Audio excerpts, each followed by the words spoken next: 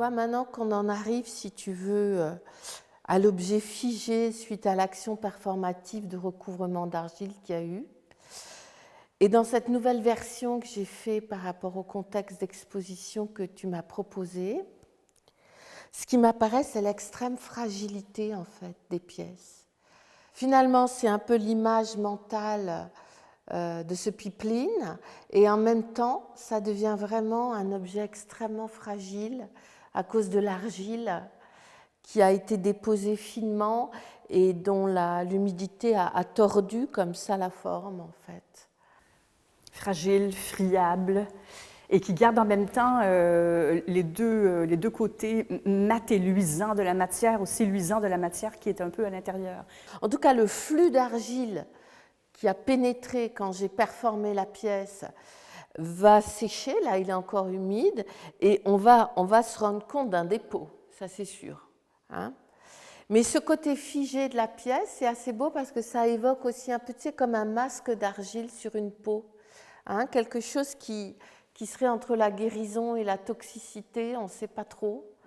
Tu vois, comme si la terre avait été évidemment contaminée, hein, c'est un peu l'enjeu de cette pièce, mais en utilisant de l'argile, on retrouve la fragilité et on retrouve aussi cette idée un peu d'un rituel de purification en fait. Et c'est d'ailleurs une des dimensions de l'exposition à certains moments, justement, de faire surgir aussi, à travers certaines références à des effets dévastateurs sur le plan écologique, de faire aussi ressurgir des effets réparateurs possibles et des résiliences possibles à travers certaines manières de représenter l'œuvre, quoi. De lui donner, on va dire, une vie autre que celle seulement de sa destruction. Oui, c'est ça en fait. On sent que tu as choisi finalement dans l'exposition des gestes qui sont, comme tu dis, des gestes potentiellement réparateurs, mais que tout ça, ça reste aussi tenu dans un mystère. Hein, il n'y a pas d'explication. Du coup, on a cette sensation physique finalement de quelque chose qui nous est donné, mais qui ne nous est pas livré complètement. On reste devant finalement une sculpture assez minimale, sauf que ça devient une image mentale. Et cette tension dont tu parles, là, entre finalement guérison et destruction, pour moi, c'est nouveau dans cette pièce-là parce que je n'ai pas utilisé d'oxyde de fer cette fois-là. Hein. L'oxyde de fer étant l'oxydation de tout le vivant qui disparaît et qui repart.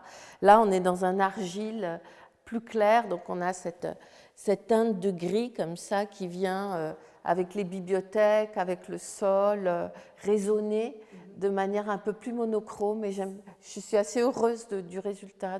On a fait dévier un petit peu l'œuvre, en fait, hein, par rapport à ses versions antérieures.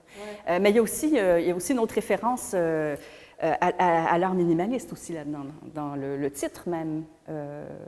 Comme tu disais tout à l'heure, qui fait référence à une œuvre de Carl André. Voilà, spill, c'est vrai, tu as raison, spill, c'est-à-dire déversement, comment on pourrait le traduire, écoulement, déversement.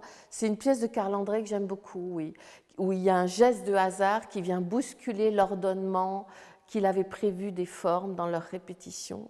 Et donc, pour moi aussi... comme il y a une dimension écoféministe dans mon travail, c'est assez important d'avoir une sorte de traitement impur du minimalisme. C'est-à-dire que moi, j'utilise aussi le minimalisme dans une forme d'impureté que je rapporte à une vision beaucoup plus féministe de l'histoire, cette question d'impureté, un peu du déchet, d'utiliser des matériaux pauvres, l'argile, le carton. Ça, je pense que c'est aussi pour moi un geste féministe, c'est-à-dire une manière d'utiliser mon corps et des matériaux qui normalement ne sont pas utilisés pour faire de l'art.